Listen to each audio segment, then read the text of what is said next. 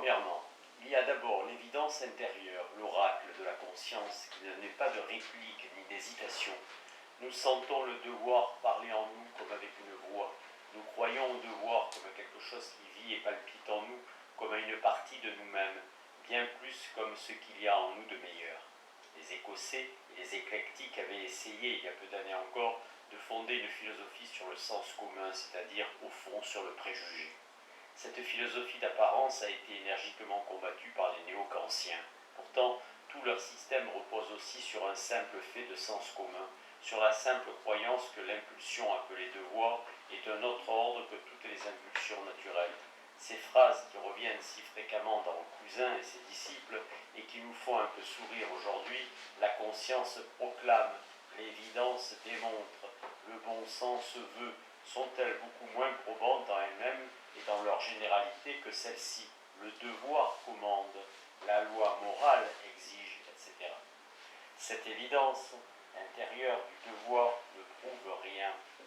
L'évidence est un état subjectif dont on peut souvent rendre compte par des raisons subjectives aussi. La vérité n'est pas seulement ce qu'on sent ou ce qu'on voit, c'est ce qu'on explique, ce qu'on relie.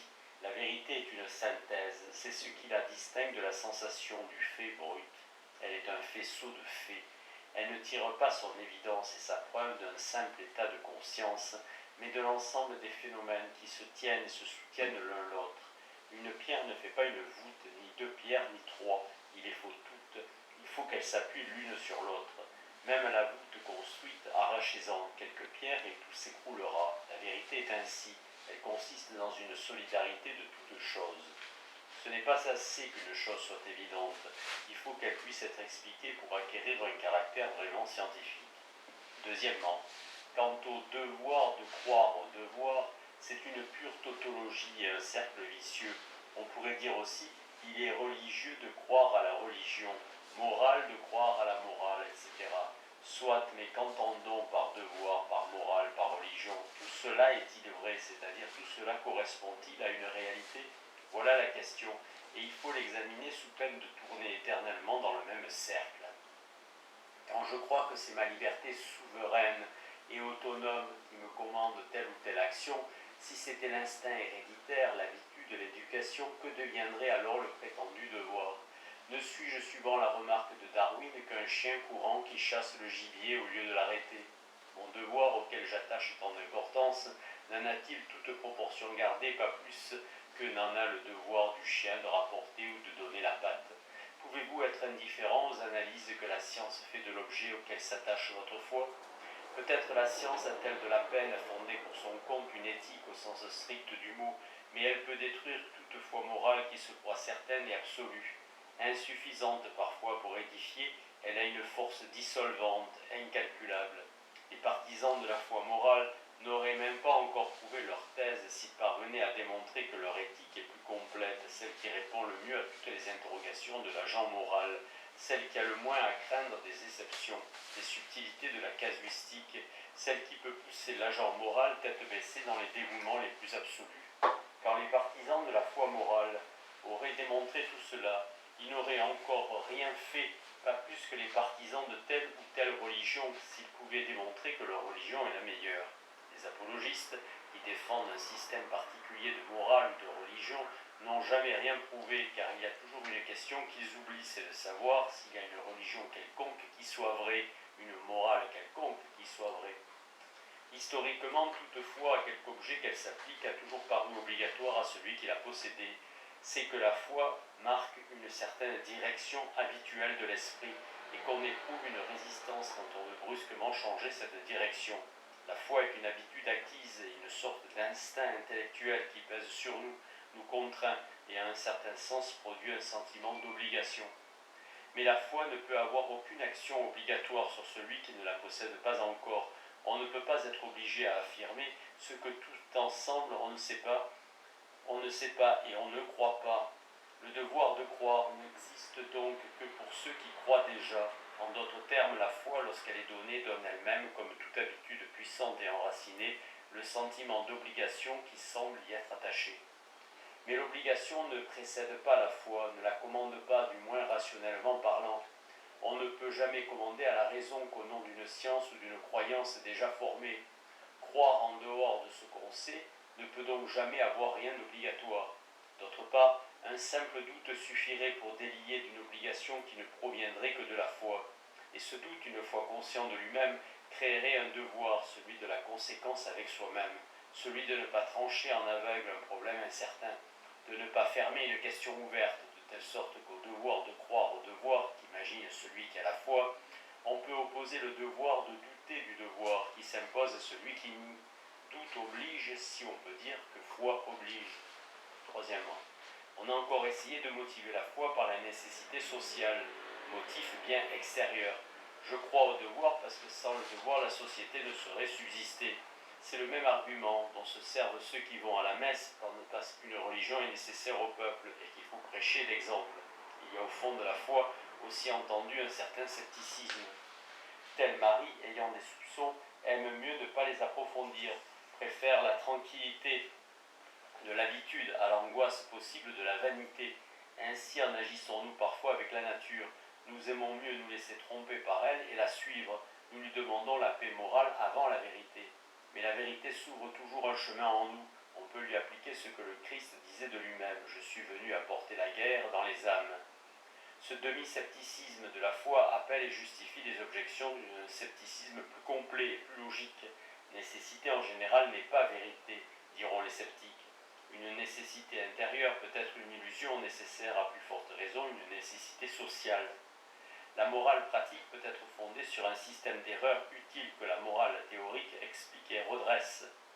Ainsi l'optique explique mathématiquement des illusions qu'exploite chaque jour la peinture, l'architecture et tous les arts. L'art est en partie fondé sur l'erreur. Il l'emploie comme un élément indispensable. Art et artifice ne font qu'un. L'art forme un moyen terme entre le subjectif et le réel. Il travaille par des méthodes scientifiques à produire l'illusion. Il se sert de la vérité pour tromper et charmer tout ensemble. L'esprit déploie toutes ses finesses pour attraper les yeux. Qui nous dit que la moralité n'est pas de la même façon un art à la fois beau et utile? Peut-être nous charme-t-elle aussi en nous trompant. Le devoir peut n'être qu'un jeu de couleurs intérieures. Il est dans les tableaux de Claude Lorrain, des perspectives lointaines, de longues échappées entre les arbres qui donnent l'idée d'un infini réel.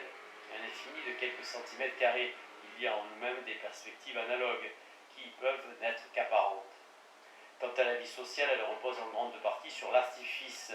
Et par l'artifice, nous n'entendons pas quelque chose d'opposé à la nature, nullement. Rien ne nous joue mieux que la nature. C'est en elle qu'est le grand art, c'est-à-dire la grande duperie, la conspiration innocente de tous contre un. Les rapports des êtres les uns avec les autres sont une série d'illusions. Les yeux nous trompent, les oreilles nous trompent. Pourquoi le cœur serait-il seul à ne pas nous tromper? La morale qui essaye de formuler les rayons, les rapports les plus multiples et les plus complexes qui existent entre les êtres de la nature est peut-être aussi fondée sur le plus grand nombre d'erreurs. Bien des croyances que nous cite l'histoire et qui ont inspiré les dévouements sont comparables à ces mausolées magnifiques élevés en l'honneur d'un nom. Quand on ouvre ces tombeaux, on n'y trouve rien. Ils sont vides, mais leur beauté seule suffit à les justifier. Et en passant, on s'incline devant eux. On ne se demande pas si le mort inconnu valait ses honneurs. On pense qu'il était aimé, et cet amour est le véritable objet de notre respect. Ainsi en est-il des héros à qui la foi fit souvent faire de grandes actions pour de petites causes. Ce sont de sublimes prodigues. Ces prodigalités-là ont été sans doute l'un des éléments indispensables du progrès. La nécessité sociale de la morale et de la foi, ajouteront les sceptiques, peut n'être que provisoire. Il faut un temps où la religion était absolument nécessaire, elle ne l'est plus, au moins pour un très grand nombre d'hommes. Dieu est devenu et deviendra de plus en plus inutile. Qui sait s'il n'en sera pas de même de l'impératif catégorique? Les premières religions furent impératives, despotiques, dures, inflexibles. C'étaient des disciplines de fer. Dieu était un chef violent et cruel, matant ses sujets par le fer et le feu. On pliait, on tremblait devant lui. Maintenant les religions s'adoucissent. Qui croit beaucoup à l'enfer de nos jours? C'est un épouvantail usé. Pareillement, les diverses morales s'adoucissent. Le désintéressement même n'aura peut-être pas toujours le caractère de nécessité sociale qu'il semble avoir aujourd'hui. Il y a longtemps qu'on l'a remarqué. Il existe des illusions provisoires, utiles, des superstitions libératrices. Si Décius n'avait pas été aussi superstitieux que ses soldats, si Codrus avait été un libre penseur, Athènes et Rome eussent probablement été vaincus. En effet, Codrus, roi d'Athènes, s'est jeté dans la bataille pour y sacrifier sa vie, ayant appris de l'oracle qu'entre Doriens et Athéniens, la victoire irait à l'armée qui perdrait son chef suprême. Les religions, qui ne sont pour les philosophes qu'un ensemble de superstitions organisées et systématisées, sont faites aussi pour un temps, pour une époque. Leurs dieux ne sont que les formes diverses de cette divinité grecque, le kairos, l'utilité d'un moment. L'humanité a besoin d'adorer quelque chose, puis de brûler ce qu'elle a adoré. Maintenant, les esprits les plus élevés parmi nous adorent le devoir. Ce dernier culte, cette dernière superstition, ne s'en ira-t-elle pas comme les autres? L'idole d'airain à laquelle les Carthaginois sacrifiaient leurs enfants est pour nous un objet d'horreur. Peut-être avons-nous gardé dans notre cœur quelques idoles d'airain à la domination de laquelle échapperont nos descendants. Déjà, le droit a été fortement mis en suspicion de notre siècle. Les socialistes ont soutenu qu'il n'y avait pas de droit contre la pitié, et on ne peut guère de nos jours maintenir le droit qu'à condition de lui donner une extension nouvelle, et de le confondre presque avec le principe de la fraternité. Peut-être par une évolution contraire, le devoir doit-il se transformer et se confondre de plus en plus avec le développement normal et régulier du moi. Ne faisons-nous pas encore le devoir à l'image de notre société imparfaite? Ne nous le figurons souillé de sang et de larmes? Cette notion encore barbare, nécessaire de nos jours, est peut-être destinée à disparaître. Le devoir répondrait alors à une époque de transition. Tels sont les doutes qu'un scepticisme entier peut opposer à ce demi-scepticisme caché sous la foi qui invoque les nécessités sociales. La question demeure pendante et la foi n'en peut sortir que par une sorte de pari. En fait, la doctrine de la foi morale, du devoir librement accepté par la volonté, de l'incertitude tranchée par un coup d'énergie intérieure, rappelle, comme on l'a dit, le pari de Pascal. Seulement ce pari ne peut plus avoir de mobile comme ceux de Pascal. Nous sommes sûrs de nos jours que Dieu, s'il existe, n'est point l'être vindicatif et cruel que se figurait Port-Royal. Son existence serait nécessairement pour moi un avantage, et je la souhaite de tout mon cœur tout en pariant contre. Quoique improbable à mes yeux, elle reste infiniment désirable. Ce n'est pas une raison pour lui sacrifier toute ma vie. On a assez longtemps accusé le doute d'immoralité, mais on pourrait soutenir aussi l'immoralité de la foi dogmatique. Croire, c'est affirmer comme réel pour moi ce que je conçois simplement comme possible en soi, parfois même comme impossible. C'est donc vouloir fonder une vérité artificielle, une vérité d'apparence. C'est en même temps se fermer à la vérité objective qu'on repousse d'avance sans la connaître. La plus grande ennemie du progrès humain, c'est la question préalable. Rejeter non pas les solutions plus ou moins douteuses que chacun peut apporter, mais les problèmes mêmes, c'est arrêter net le mouvement en avant. La foi, à ce point de vue, devient une paresse d'esprit. L'indifférence même est souvent supérieure à la foi dogmatique. L'indifférent dit « je ne tiens pas à savoir », mais il ajoute « je ne veux pas croire ». Le croyant, lui, veut croire sans savoir. Le premier au moins reste parfaitement sincère envers lui-même, tandis que l'autre essaye de se leurrer. Sur quelque question que ce soit, le doute est donc toujours meilleur que l'affirmation sans retour. Le renoncement à toute initiative personnelle qu'on appelle la foi, cette sorte de suicide intellectuel et inexcusable, et ce qui est encore plus étrange, c'est de prétendre le justifier comme on le fait d'habitude, en invoquant des raisons morales. La morale doit commander à l'esprit de chercher sans repos, c'est-à-dire précisément de se garder de la foi. Dignité de croire, répétez-vous. L'homme a trop souvent, le long de l'histoire, placé sa dignité dans les erreurs, et la vérité lui a paru tout d'abord une diminution de lui-même. La vérité ne vaut pas toujours le rêve, mais elle a cela pour elle qu'elle est vraie. Dans le domaine de la pensée, il n'y a rien de plus moral que la vérité, et quand on ne la possède pas de science certaine, il n'y a rien de plus moral que le doute. Le doute, c'est la dignité de la pensée. Il faut donc chasser de nous-mêmes le respect aveugle pour certains principes, pour certaines croyances. Il faut pouvoir mettre tout en question, scruter, pénétrer tout. L'intelligence ne doit pas baisser les yeux, même devant ce qu'elle adore. Sur un tombeau de Genève se lit cette inscription. La vérité a un front d'airain, et ceux qui l'auront aimée seront effrontés comme elle. Mais dira-t-on, s'il est irrationnel d'affirmer dans sa pensée comme vrai ce qui est douteux, il faut bien pourtant l'affirmer, parfois dans l'action.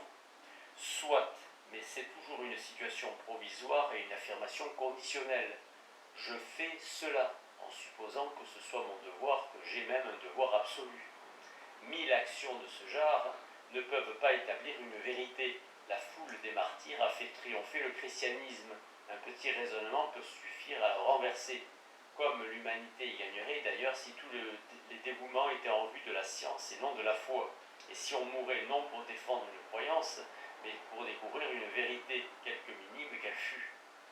Ainsi firent Empédocle et Pline, et de nos jours tant de savants, de médecins, d'explorateurs que d'existences jadis perdues pour affirmer des objets de foi fausses qui auraient pu être utilisés pour l'humanité et la science.